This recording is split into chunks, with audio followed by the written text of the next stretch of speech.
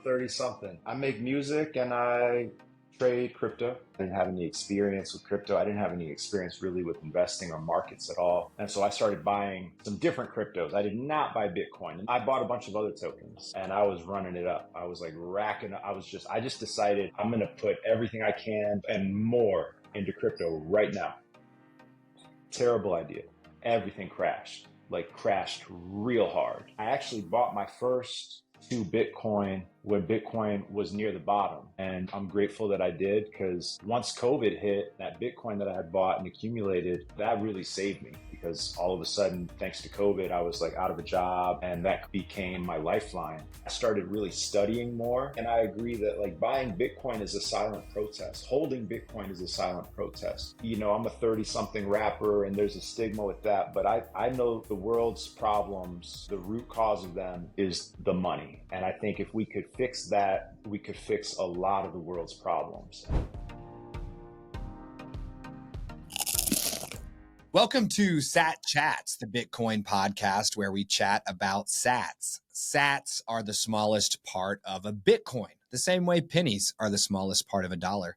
With Sat Chats, we are building the world's biggest Bitcoin welcome center to serve as your gateway to generational wealth. So if you are brand new to Bitcoin, we want to chat about sats with you. Head to our website, satchats.com, to grab your slot in the studio today. I'm your host, Stuart, Bitcoin Maxi, who wears prescription sunglasses to protect you and your loved ones from my Bitcoin laser eyes. And I'm your co-host, Chris, founder and CEO of Ithaca Hummus, resident Bitcoin smish masher. Dude, sometimes he only smashes a little bit and it's a smish. Sometimes he smashes a lot and it's a smush. Yeah, you know what I mean? Smish, smush, smash. He's smoshing on Bitcoin sometimes. Resident Bitcoin smash buyer when my wife says it's okay. Yeah.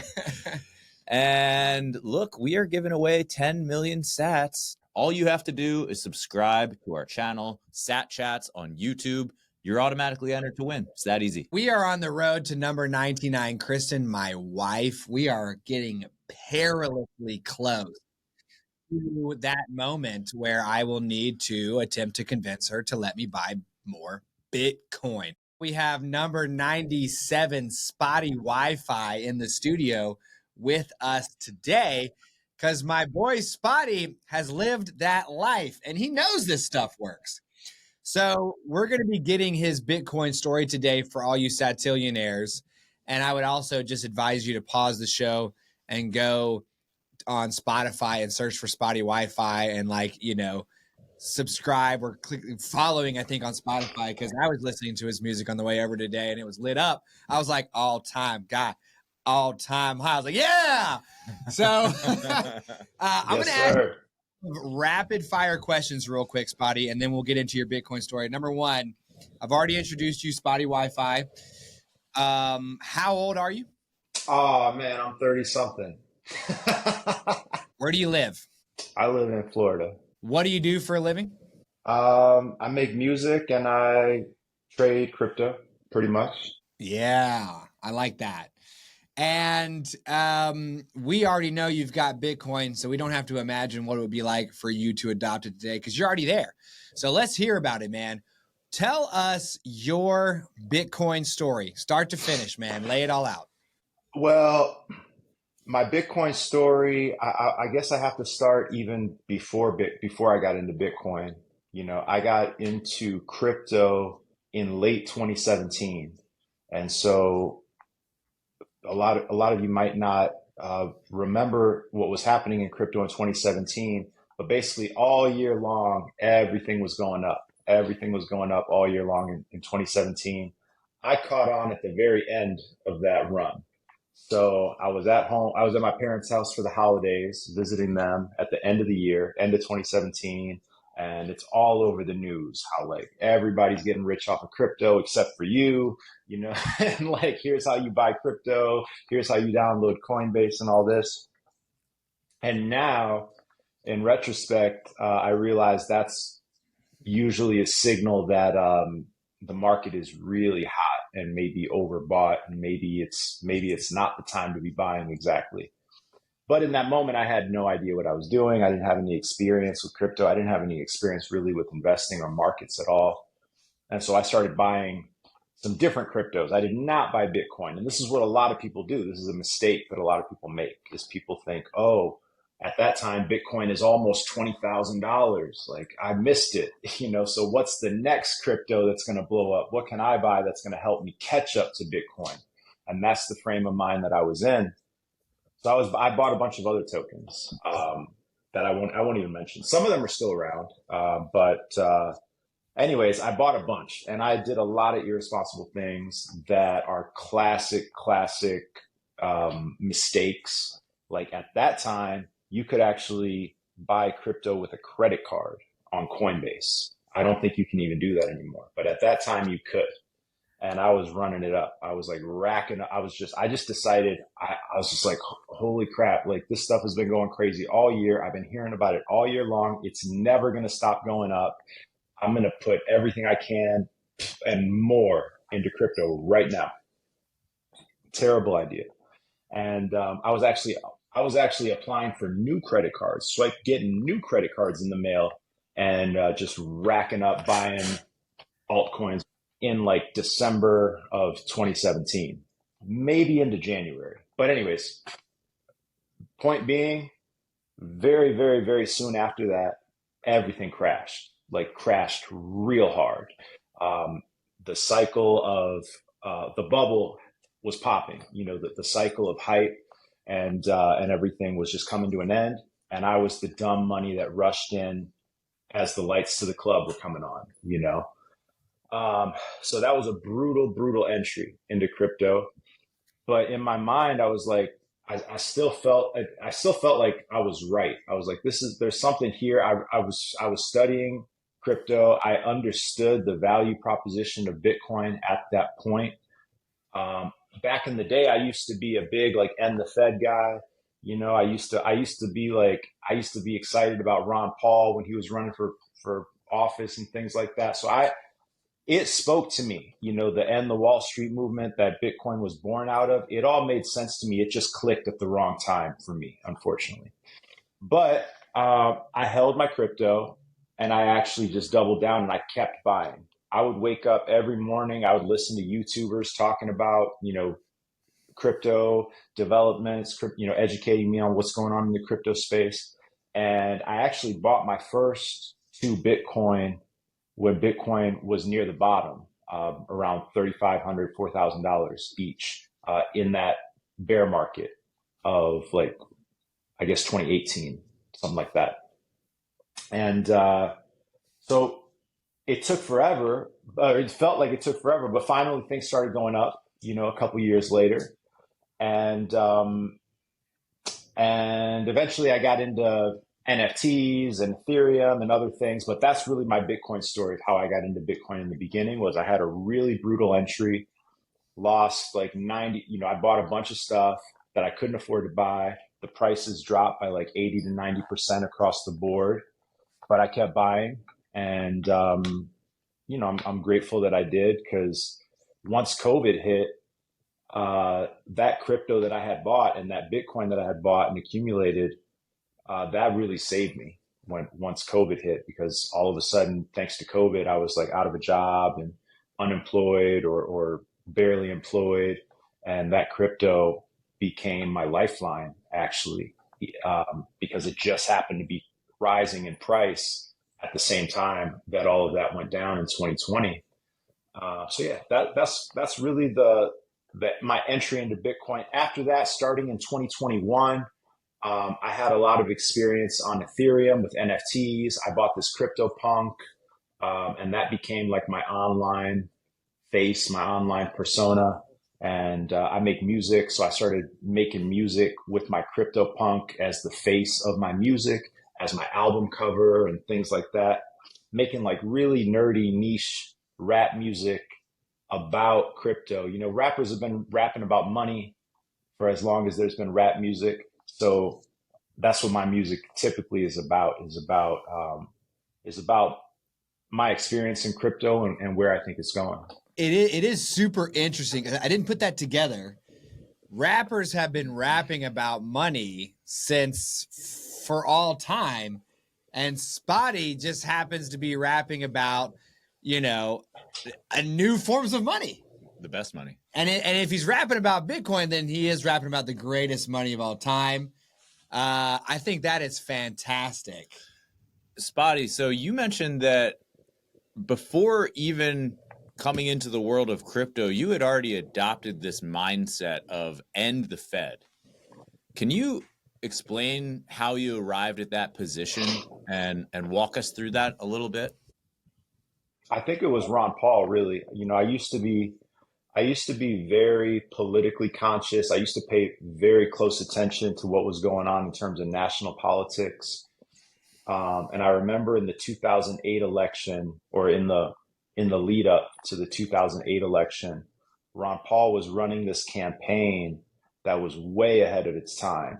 Like, Ron Paul was way, way, way ahead of his time. I'm talking about Dr. Ron Paul Sr., or Rand Paul's father, And so if you don't remember those times, this was like, the markets were starting to crash, right? Like the housing bubble, the Great Recession, all of that was taking hold. It was setting in. And Ron Paul, who's still running around doing his thing, he's older now. He was already old in 2008. I don't know how old he was, but like, this old man, white-haired man running around, flailing about, talking about how the money is messed up, and how they're just printing money out of thin air to subsidize wars and genocides and bombs and tanks and killing women and children around the world, and foreign conflicts that have that don't make us safer. I'm an American. I live in America. I'm born in America. Like, these wars, by and large, do not make us more safe. They make us less safe. Actually, they put a big target on our backs because we're known as, Team America, world bullies. And he was talking about that back in 2008.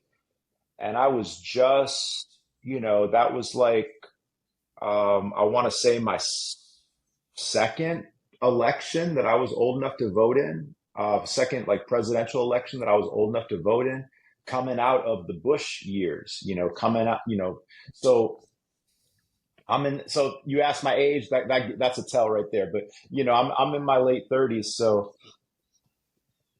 coming out of like with the Iraq war and all that as a backdrop and everything, my biggest issue as a voter was really war, or anti-war, and being anti-war. And Ron Paul was running around the country connecting the dots for people, at least people like me, where it's like the wars are directly connected to the money. There's a reason they don't need to come around and ask for you to vote on whether we should be sending this or that country X number of billions of dollars, or whether, the military budget should be 80% of the budget and things like that. They don't need your vote for any of that stuff because they just print the money. They don't need to vote on how much money to print. They just print it right over our heads, and that makes the money that's in your bank account less valuable because they're just flooding the market with money. So anyways, he and that campaign was connecting the dots for me, and it was like a very grassroots thing. It was very cool. He was like everything that Bernie is perceived to be, in the sense of like, Bernie became like famous for like, oh, his average donation is $27 and all that. Ron Paul started that. He would have these money bombs where it was like, on this date, I need everybody to donate whatever you can. And I think it was called money bombs. And he would raise like millions of dollars off of grassroots supporters who believed in what he was saying. And he was like he was not popular with the establishment. He was not popular with the establishment at all. I think he ran as a Republican, but like, he wasn't popular with them because he's a libertarian. And at the end of the day, whichever side of the aisle you're on in our two-party system, they all agree that they want to spend more money on bombs and tanks and war. They all agree on that. And anybody that comes along and disagrees with that is an outcast. And that's what he was. So anyways, I'm being long-winded, and it's something I don't talk about a lot because it's so long ago. It's a long time ago. But that really got me in tune with the idea of end the Fed. That used to be like one of his rallying cries was like audit the Fed and end the Fed, because they're just debasing the money supply. And he was the first person I ever heard on a national stage talking like that. Well, that was not long-winded. It was a great answer and a great question too, Chris. And it makes me wonder if that earlier journey into this world where Ron Paul opened your eyes with a campaign that was well ahead of its time, laid the groundwork for you to enter into the crypto scene as a form of, alternate currency from the form that our nation state currently supplies. Were you, did that in some way prepare you for your journey into crypto, or were you exclusively FOMOing your face off with all these credit cards where you're buying crypto on credit to try to get more exposure? Was there anything tied in there, or was it pure FOMO in 2017? It's going back a ways to real. It's a little difficult for me to totally put myself back in that mindset to remember the motivations. I would recollect that at first I was FOMOing about money. Like, man, I could make some money right now. I could get myself in a different financial position. I think that once everything crashed and I started really studying more, I think maybe that's when it became more of like, you said something like Bitcoin as a form of alternative currency. I've even heard people say, and I agree, that like buying Bitcoin is a silent protest. Holding Bitcoin is a silent protest. You're opting out of the system, this broken system. And I don't think that's where my head was when I was like, ripping open new credit cards that were coming in the mail. But I think when I was later becoming more educated, that things settled in my mind in that way. And I still feel that way a lot. And that's why I'm really proud of like everything that I've been able to do in the space in terms of music, because I feel like I'm a 30-something rapper and there's a stigma with that, but I know and believe that there's a lot of value in what I'm doing, just because I think the world's problems, the root cause of them is the money, and the way that the money is fake. And I think if we could fix that, we could fix a lot of the world's problems. And so, when I make a silly rap song called Buy the Dips, or I make a fun rap song called All Time High, just talking about crypto, if that song reaches somebody and gets them to wonder, like, what is this dude talking about? And maybe they go and Google something, or they research something on their own, like, that's something I take great pride in, probably more than anything else that I could be making music about or making content about, et cetera, because whether people realize it or not, if they buy Bitcoin, if they hold Bitcoin, they are subverting the establishment, and it feels like that less and less every day as we hear, as you've got like Wall Street buying Bitcoin and it's on the CNBC ticker every day. Like, it feels like it less and less, but it still is a subversive thing that is opting out of the fiat system. Let's talk about that for a second, Spotty, because there are many longtime Bitcoiners who have talked, especially this year, especially after the conference in Las Vegas, about this, co-opting Bitcoin. And you've got the diehards who were in it from the very beginning as a form of protest against the financial recession in 2008 and all the subprime mortgages, bruh. Subprime. It says it in the name. These are not prime. These are below prime.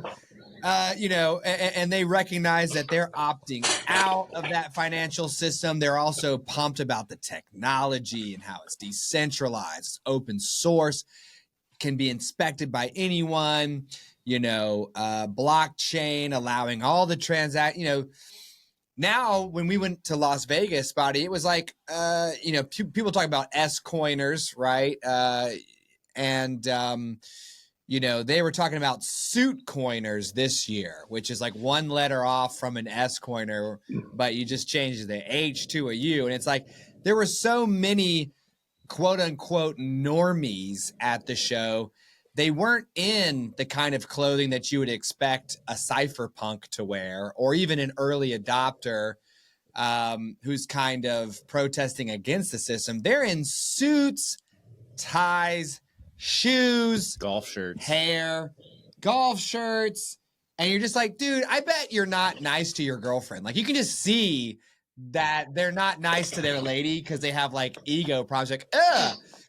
And it can feel like someone's coming in and taking the spirit of Bitcoin away. But my question to you,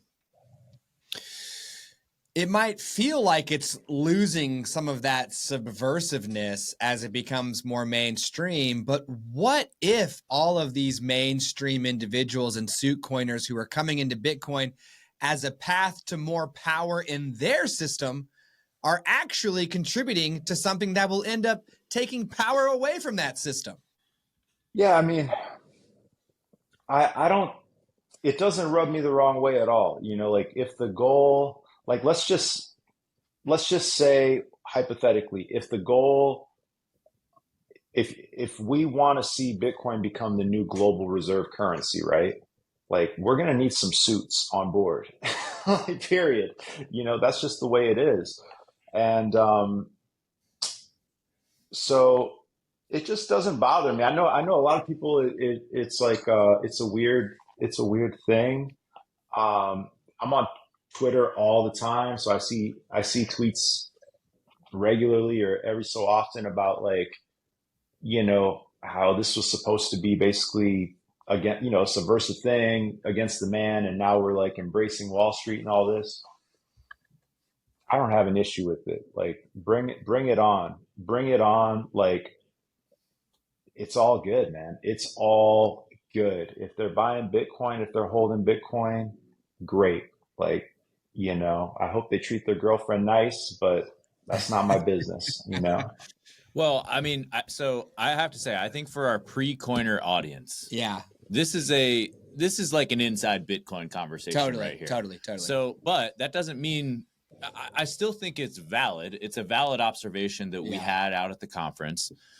Could we, as a group here, just kind of straw man both sides of the argument? Like for a pre-coiner out there who doesn't see a problem with Wall Street adopting and embracing Bitcoin, what's the argument? Because I think, Spotty just provided a good balance to that perspective of like, hey, I don't like Wall Street coming in here. Well, we need Wall Street. We need Wall Street to embrace and maybe pour some more fuel on top of the fire that's been started by true Bitcoiners, libertarians, etc. But could you help explain to these pre-coiners what's the problem with that? I think to straw man the like, we don't want you all in here argument, and I might not be doing this very well because I'm on Spotty's side, but I believe, with Bitcoin, there's a really strong emphasis on self-custody among early adopters, because controlling your Bitcoin gives you the power. And when you create a situation where Wall Street adopts Bitcoin, starts to purchase it for themselves, and then kind of adds a financial instrument on top, and then they, chop it up and sell shares of that, you kind of lose that connection to controlling your own Bitcoin. And you can have a situation where people begin to lose that level of responsibility, that level of interest with Bitcoin, they may just completely miss that the end game for Bitcoin is to create a new system that is outside of the current one. They may begin to simply dumb it down into, oh, seems like a good asset. Or you also expose yourself to risk around the idea of someone taking all the Bitcoin that they say is yours and pulling that rug out from underneath you. Now, I don't think BlackRock or Fidelity is going to do that. But quite frankly, the government could call up BlackRock and Fidelity and say, we're upset that we didn't get enough Bitcoin early enough, and therefore we are telling you that you must give us all your Bitcoin, and we will pay your clients that amount of US dollars. So I think there's some questions around whether it kind of divorces the Bitcoiner from his Bitcoin, and whether it creates honeypots that the gouvernement could come grab. But for my personal viewpoint, I'm with Spotty, because if more and more people adopting Bitcoin is a problem for Bitcoin, that's a problem, right? Like, Bitcoin is for everyone. Therefore, everyone should be able to get some, and every single corporation and money manager and government should be able to as well. If Bitcoin is only good for cypherpunks and early adopters, then it's not good. Right. So maybe that's a way to kind of introduce our satillionaires into that tension inside the Bitcoin community around whether, mass adoption from normies is good or bad. I could offer another perspective too. I think maybe this is a more simplistic perspective, but if Bitcoin is for the people, right? If it's like the new money that's supposed to be more egalitarian, more fair,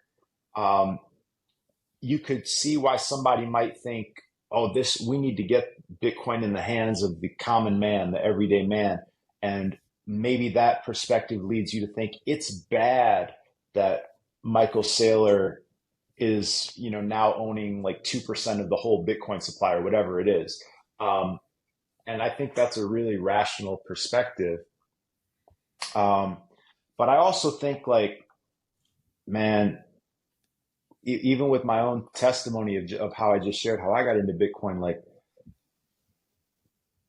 Bitcoin is not a secret anymore. It hasn't been a secret for a long time, So for those curious minds, like, Bitcoin has been made headline news many, many, many times over several years now, So it's like, and it's still early.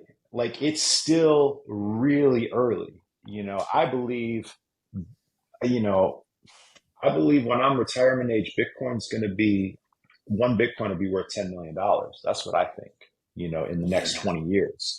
And if you believe, and I mean, right now, Bitcoin, I don't know how much you guys talk about this stuff with your audience, but, you can think of Bitcoin as digital gold. It is everything that gold is, but better in terms of like a safe place to store your wealth and prevent it from being devalued by the government as they print money endlessly. Except, Bitcoin is more finite than gold. We don't know how much gold is under the ocean or floating around on asteroids and whatnot. We don't know how much gold there is. We know how much Bitcoin there is and will ever be. It's more divisible than gold. If the apocalypse comes and you've got a safe full of gold bars, good luck paying for a haircut. But you can divide a Bitcoin into 100 million Satoshis very easily. And it's more portable than gold. Good luck traveling with $50,000 worth of Bitcoin on an airplane. Of gold bars on an airplane. With Bitcoin, you don't need the airplane. So it's digital gold, and digital is better. Okay, so it's better than gold. And gold right now is like a $22 trillion market cap. It's worth a lot. Gold is a lot more money is parked in gold right now than Bitcoin.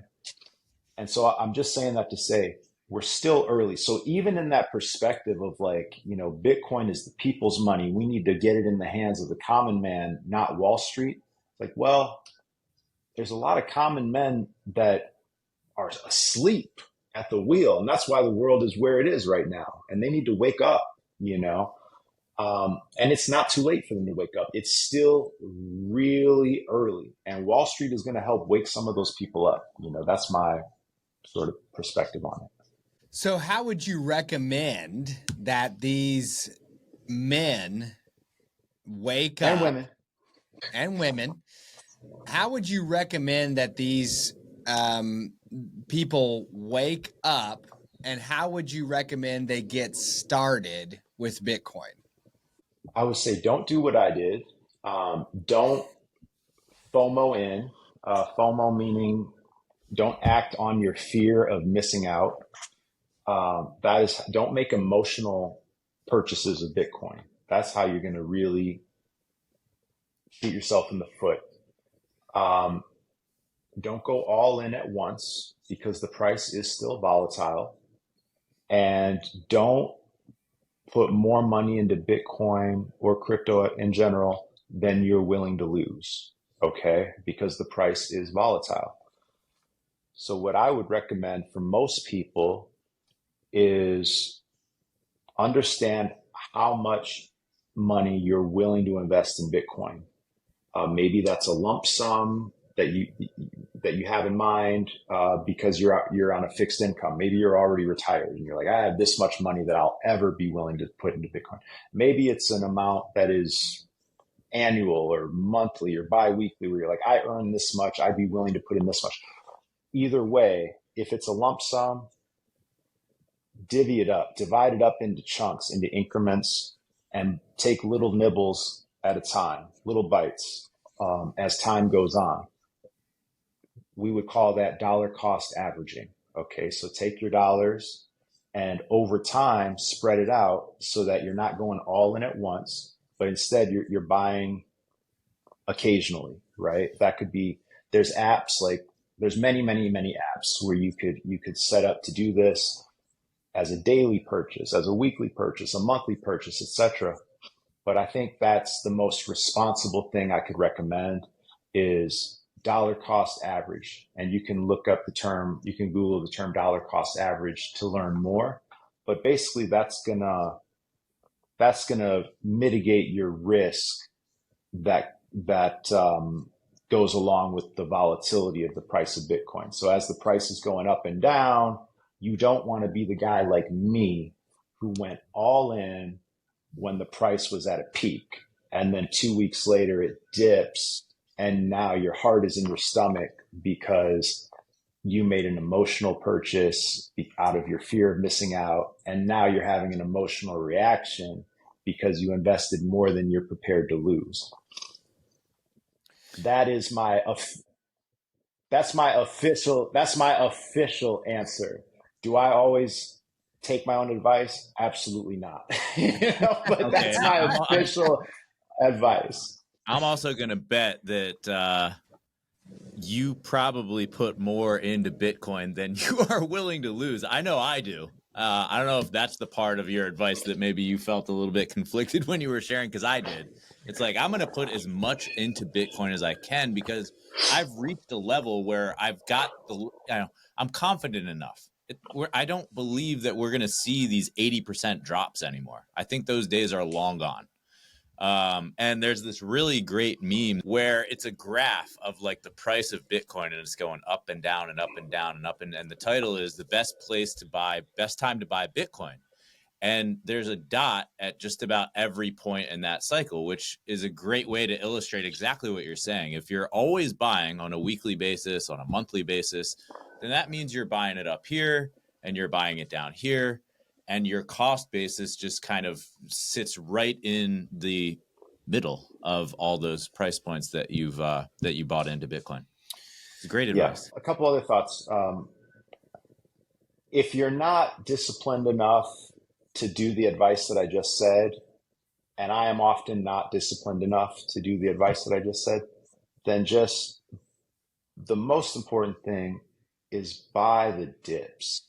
Buy the dips. Like your natural instinct, if you're not experienced in markets or investing, your natural instinct is you're going to want to buy when you hear the news that the price just went up 20% in a week.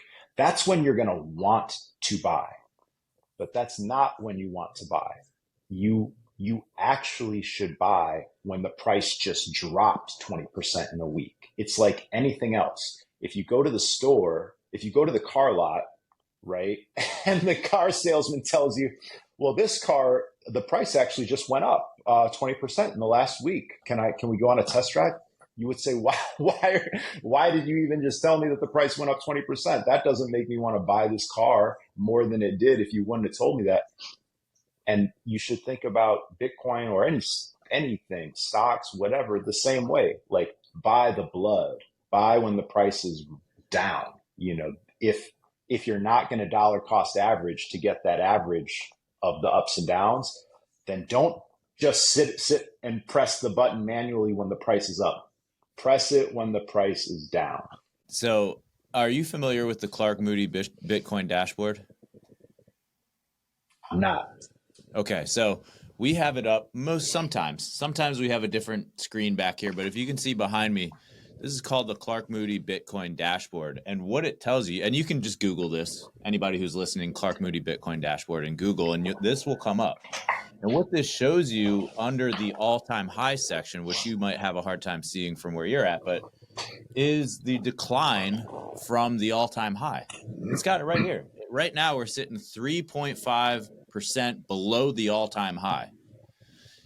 Rule of thumb, might be never buy Bitcoin when this number is reading positive. You only want to buy when it's negative, and ideally 10, 15, 20% below the all-time high, because that's pretty consistently what happens in these cycles of Bitcoin. And even in between the cycles, it'll dip below 20% below its all-time high. It'll go 5-10 points over, and then it'll come back down. And so buy the dip. Great advice.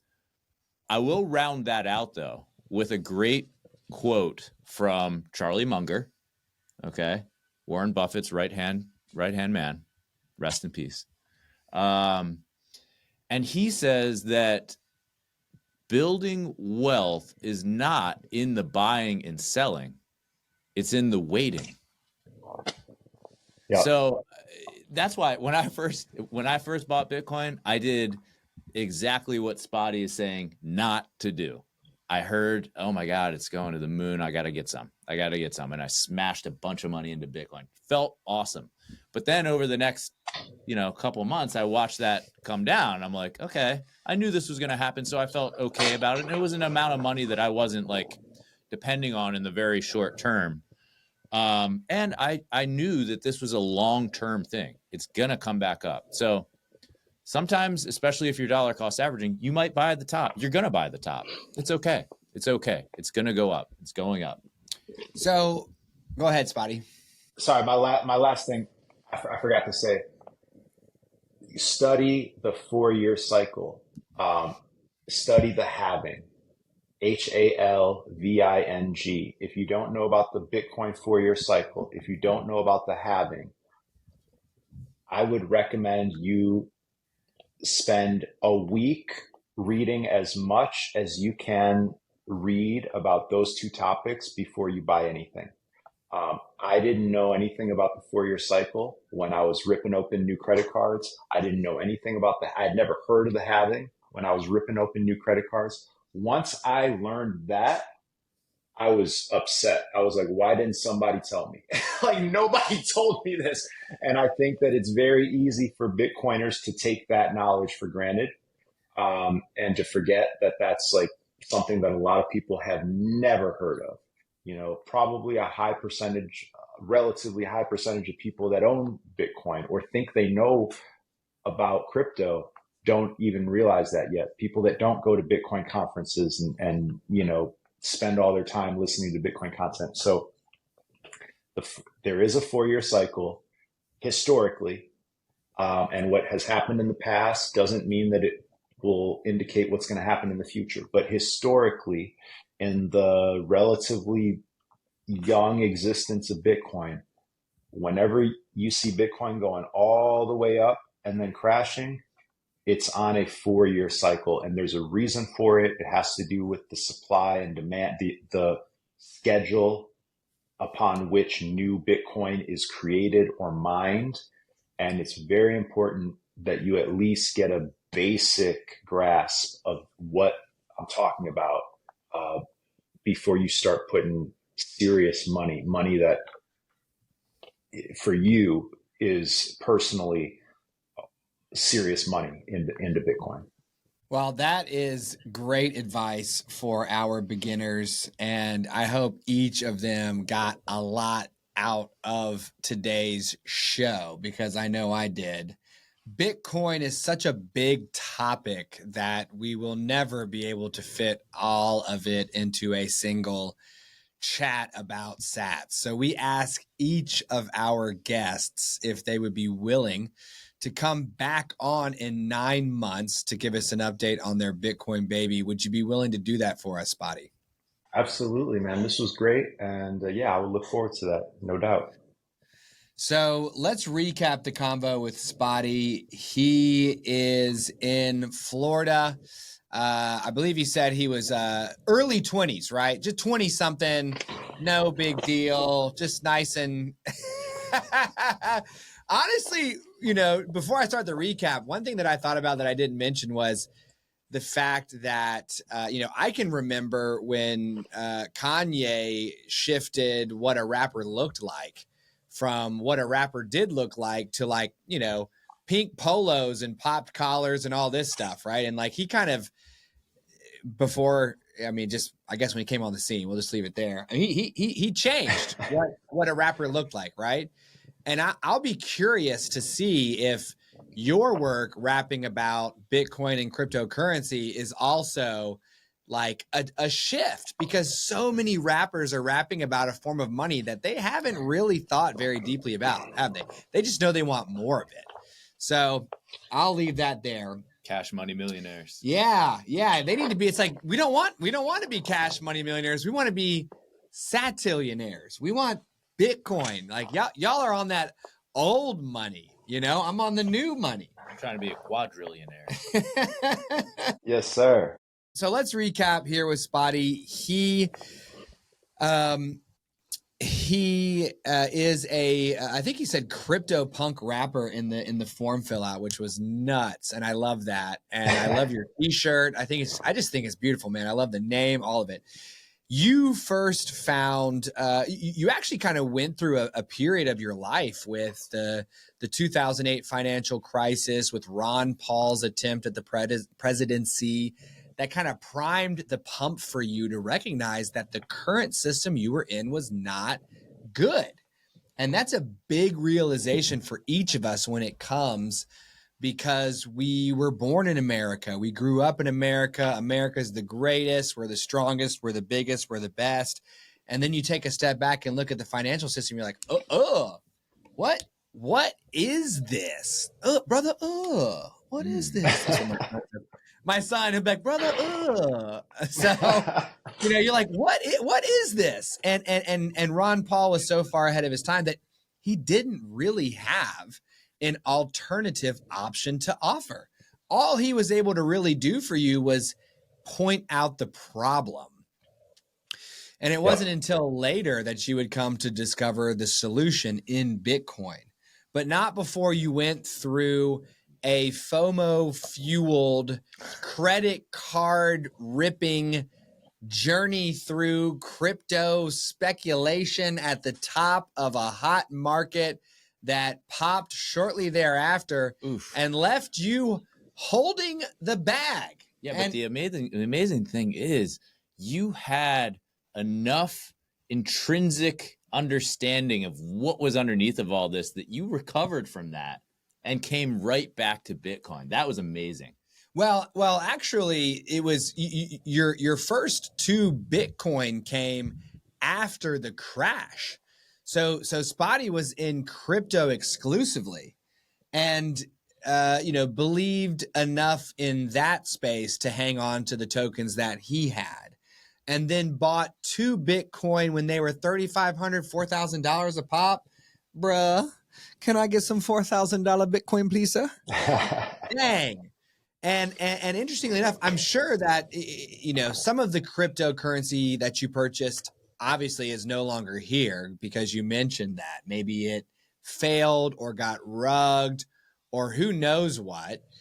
But some of the tokens that you held on to must have recovered along with the Bitcoin that you bought after that crash.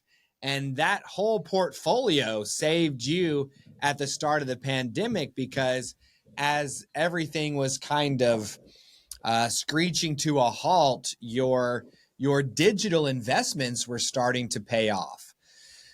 So we talked about how someone could get started in this space. And spoiler alert, it does not involve taking out new lines of credit to FOMO your way into the world of cryptocurrency. And we didn't, when you come back on in 9 months, I would love your help, with satillionaires who are trying to distinguish between Bitcoin, cryptocurrency, and NFTs. It can very often feel like they're going into a casino with blinking lights when they're just there to maybe stack some sats as a form of savings. But there's probably a lot of guys out there who maybe they want to save in Bitcoin in order to be safe, but they want to, $1 or $2 out of every 10, they want to go in and see what they can do in the crypto marketplace, or maybe even collect NFTs. So maybe we can touch on that when you're back on in 9. But for those who are just getting started, let's focus only on Bitcoin for a second. Let's recognize that we want a dollar cost average into Bitcoin in an emotion-free way over time. If it's a lump sum that you have in your head, chop it up, spread it out, and learn more about Bitcoin as you go. Learn more about the 4-year cycle, whether we're still in a period of cycles or not. Learn about the halving, supply and demand, and just grow your knowledge as the number of sats that you control goes up. So now let's rip into a little bit of this hummus. All right, Spotty. So we've got a founding sponsor here at Sat Chats. That company is called Ithaca Hummus, and they make 10 phenomenal flavors of delicious hummus. You're in Florida, so that means you're down there in Publix land. They've also got Whole Foods, Sprouts. You can't go Kroger. You can't go into a grocery store in Florida without being able to find this in the deli section with all the other refrigerated dips. It's the best hummus on the shelf by far. And today we've got the roasted red pepper, and Stuart's going to act as your taste buds and describe exactly what he tastes when we munch down on this together. Let's go. All right. Cheers. Yeah, this sounds good. I'll tell you that. So good. This is our intern Sarah's favorite flavor. That immediately has like some kind of like Mexican enchilada flavor. Yeah, it's like some roasted Tex-Mex taco bean something. Like I just want Mexican food now. It's like a charred pepper, like a charred on the outside, and then you put it, yeah. Yeah, so it has sweet. to me that has like a that makes me want Mexican food. Yeah. And actually we'll be sending you some they're not coupons, they're like vouchers for entire tubs of hummus so that you can go to the store and you can grab some on us. So that was delicious. And if you go, or when you go grab yourself a tub, come back to the comment section of the show. Let us know what you thought about it. So Ithaca Hummus by the dip. Hummus. Hummus. All right. So last but not least, Spotty, we appreciate you being here with us today, and we believe in exchanging value for value here on the Sat Chats podcast. So we are going to give you your choice of $50 or $50 worth of Bitcoin, which I will calculate now using the Clark Moody Bitcoin dashboard behind me, I can see that the exchange rate for one Bitcoin is $118,800, which translates to 842 sats per dollar. Multiply that by 50 to get 42,100 sats, or $50 dollars. Nah, I need the sats, brother. I would love the sats. I We would appreciate love to that. give Thank them you, to you. guys. That's yeah. right. We can't wait to send them to you, man. So we're going to have you download a Blue Wallet. We're going to zip them, zap them. Oh, Spotty's like, yeah, I already have an address. We're good. Spotty's like, I have Bitcoin wallet, so I'll just go get my address and I'll send it to you, man. True, Spotty doesn't need to download nothing. True. So thank you for stacking the sats with us, Spotty. You bring our show's scoreboard to 89 who have stacked the sats, along with 8 who need a little bit more time. So, do you want to send our satillionaires any old where to interact with you, your music online? I'm most active on Twitter as far as social media goes. So if you're on Twitter, follow me on Twitter. If you're not on Twitter, I'd recommend getting on Twitter. If you're into Bitcoin, it's a good place to be. And I'm on all streaming platforms: Spotify, Apple Music. My website is SpottieWiFi.com. So pretty much wherever you interact with music, wherever you're on social media, you'll find me. Same name everywhere: Spotty Wi-Fi. One word on social media, Spotty Wi-Fi. 2 words on Spotify and Apple Music, things like that. So yeah, I'll see you online. Perfect. So we will have those links in our show notes, along with information for our satillionaires if you all are interested in sponsoring or supporting the show. So while you're in the show notes, smash the subscribe button the same way Chris buys Bitcoin. If you're afraid to smash the subscribe button, just smish the subscribe button. It's okay. You don't have to smash. You can smish. You know what I mean? You can smeesh it. You can just give it a little tiny smeesh. Okay. We're getting dad jokes galore today. and in exchange for your subscription, you will be entered to win 10 million sats. When we reach 100,000 subscribers on YouTube, don't go to Twitter and tell me I'm a liar because you subscribed and haven't gotten any sats yet. We have to reach a certain goal, y'all. Okay, listen to the end of my thing before you go crush me on Twitter. When we reach 100,000, we will select one of you at random and drop 10 million sats on your head. So don't get mad with me. Smash the subscribe and get everyone else to do the same thing. So thanks so much for your time, everyone. Remember, Sat Chats is for educational purposes only and should not be construed as financial advice. Also, our guests' views are their own. We'll see you on the next one. Bye-bye.